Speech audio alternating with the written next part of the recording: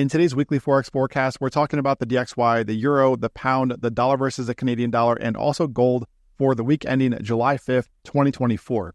Now, before we hop into today's analysis, if you want my help with your trading and you want to see my trades in real time, get exclusive daily videos and also setups, as well as the course that I just launched, click on the link at the top of this video in the top right corner, and that's going to give you 90% off lifetime access to our trading group in Discord and also the course. Alternatively, you can see the link in the description of this video, or if you're on the website, click on that Join VIP link. All right, let's go ahead and get right into it, guys, with the DXY here, the US dollar index. So I want to start looking here at the price action really since 2023. And we've talked about this before, so this should be nothing new for those of you who have been around for a while. But we have the DXY trading within this massive ascending channel here going back to the start of 2023. So this is why I've continued to think that the DXY is bullish, because what you'll see here is that ever since back here, this has been one large channel for the US dollar index. Now, of course, there's no guarantee that we see this pattern complete and that the DXY comes up here toward 109 to 110.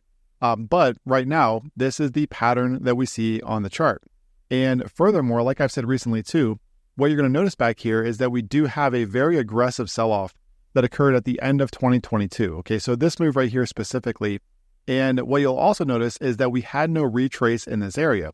There was a brief retrace through here. However, between really 108 all the way up toward nearly 110, there is nothing in this area. There was no retrace through here. So what this means is that this back here is an imbalance for the DXY. In other words, this is a liquidity pocket that the market may want to retest because markets seek liquidity. Okay, that's one of the most important things to understand as a trader, that markets seek liquidity, and knowing that this is an imbalance back here, a very large imbalance that also happens to line up with that larger channel, okay, the top of this channel back here, then that right there could signal a move higher for the DXY through the rest of this year. Now, again, there are no guarantees of this, so that's important to keep in mind. This is not me saying that, the dollar is going to move higher, but I do think that that is the likely scenario right now. And when we move in here and look at the last few weeks, we've also talked about this smaller channel here. Okay, so we have another ascending channel here off of these recent lows and also these highs. Okay, so once again, a parallel channel. You can see we got the breakdown back here, the reclaim on this candle, and new support. So I was saying back here, guys, that this was time to start looking for higher from the US dollar once again. Okay, this back here looked a little bit dicey, but we got the reclaim, and since that time, we have seen the market move higher. Now, fast forward to the last week or two, okay, and we have seen the DXY now reclaim the range here between 105.50 and 106.50. So this back here was a range for the DXY, right? You can see resistance through here, resistance once again. We got the reclaim, retest through this area. And so this puts the DXY between these two levels once again. Okay, now the price action recently during this rally has been relatively choppy. However, that's also kind of par for the course when you're in these summer months like this. But ultimately, the bottom line here is that as long as the DXY is above this area here, okay, so ultimately above 105.5, then I do like this market higher toward 106.5 to come back here and retest these highs, okay? Now, it's going to take a sustained break above that to expose levels like 107, etc.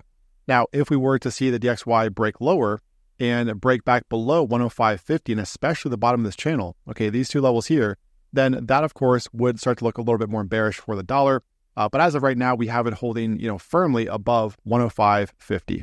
So next up, we have the EURUSD, and we've also talked about this at length as well. So this is why we've seen a lot of these major currency pairs ever since the start of 2023 just go sideways. And this pattern, like I've said recently, this is likely to lead to some very aggressive trends in the Forex market over the next, let's say, 6 months or so. But right now, we are still dealing with a very range-bound market. So that's important to keep in mind.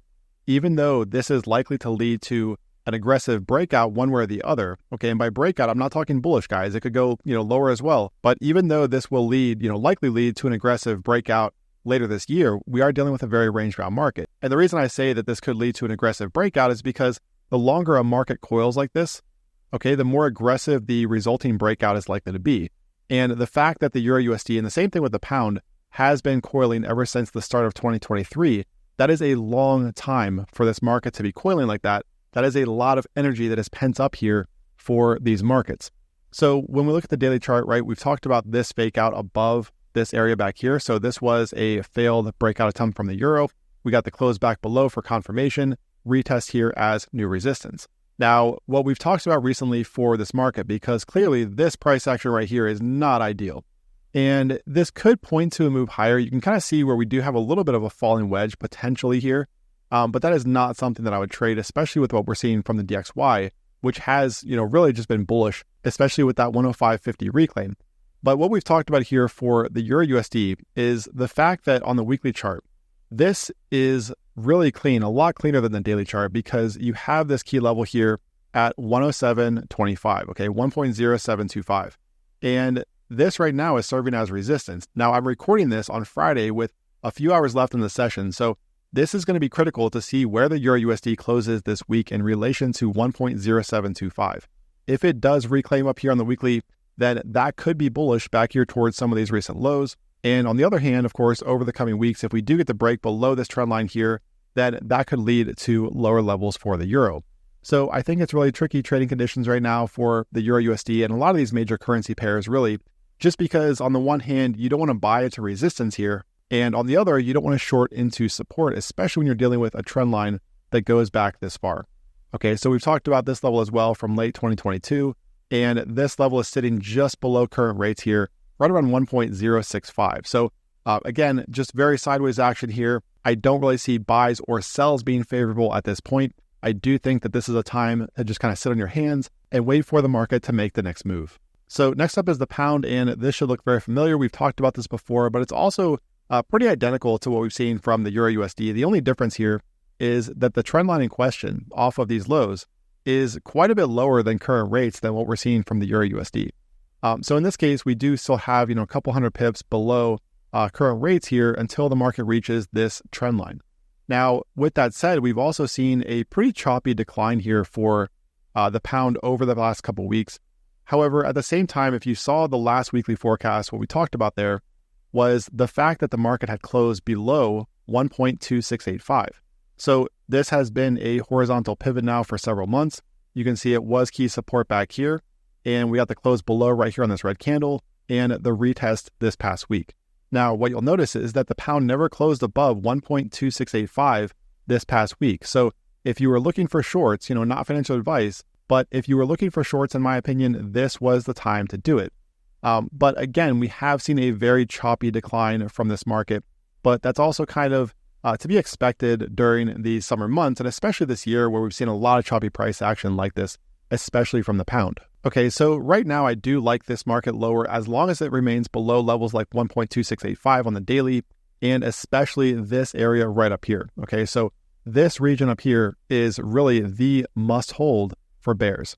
As long as we see the market trade below this level, then I do like it lower because, like I've said in recent videos, we have seen the pound here move within this consolidation pattern, okay, these two trend lines for the last really year and a half, but especially over the past year or so. Okay, so if we take a look here, for the pound, this is what we've seen from this market.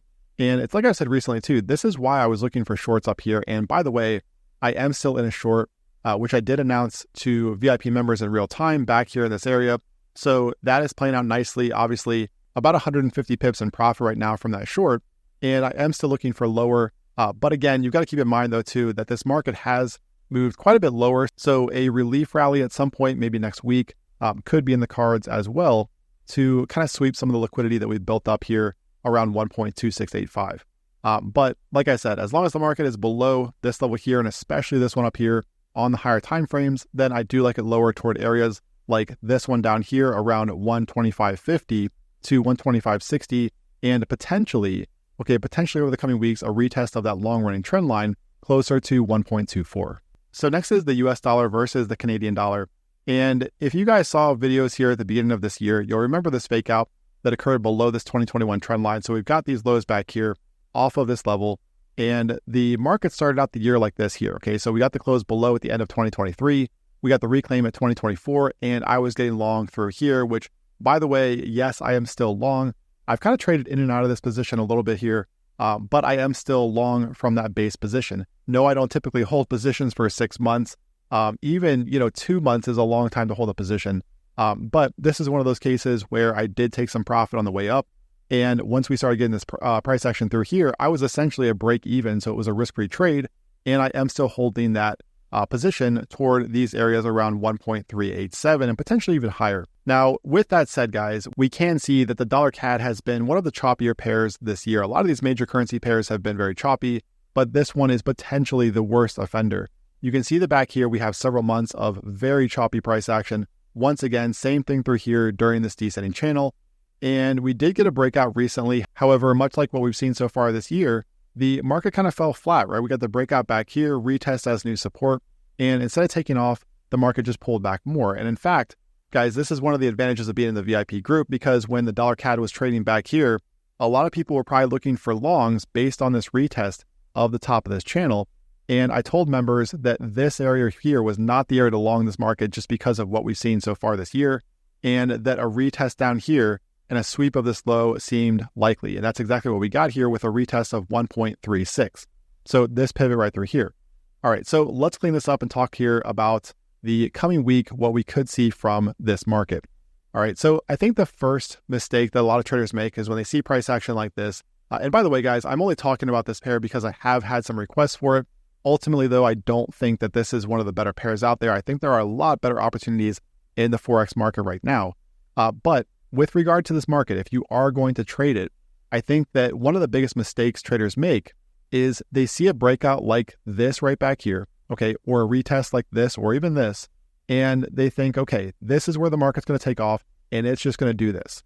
And it might next week, right? But at the same time, you've got to consider that for the vast majority of this year, I mean, we're talking 90% of this year, that has not been the case. Yes, we have seen some aggressive moves. Okay, this back here was, relatively aggressive. This one obviously was aggressive. But for the most part, we have just seen the market go sideways. And every time an imbalance builds up on the daily, we get a fill of that imbalance. And right now, there is an imbalance based on this lower wick right here. Okay, so for next week, and again, this is just my opinion, it's not financial advice, but for next week, what I think we could get is a fill down here in this area, maybe a retest once again of the top of this channel into this area down here, and then potentially from there, we get a bounce. Okay, but I just think that trading a market like this and expecting it to do something that it really hasn't done so far this year is always a mistake. And that goes for any market. All right, so for the dollar CAD, really this down here is going to be a must hold right around 1.36. But again, this lower wick following this retest, okay, there is going to be an imbalance down here in this area for the dollar CAD that we could see filled next week before we get some type of bounce. But just keep in mind though, this is a market where, in my opinion, it is better to take profit often and early if you're going to trade it, rather than holding for an aggressive move that might not come. All right, so let's go ahead and wrap things up with gold XAUUSD. And I want to talk about this one just because even though the market has been coiling for quite some time, it's been relatively uneventful ever since April, just really back and forth here. There could be an opportunity coming up here in the coming days. Now, the immediate thought when you look at this price action, okay, we've had a big run up back here. And so far we have what could be a, let's say, head and shoulders. It could technically be, although this left shoulder is very close to the head. Personally, I think if this is going to be a topping pattern, it's more of just a rounded top here with the market carving these recent lower highs. However, not so fast because we don't have confirmation here.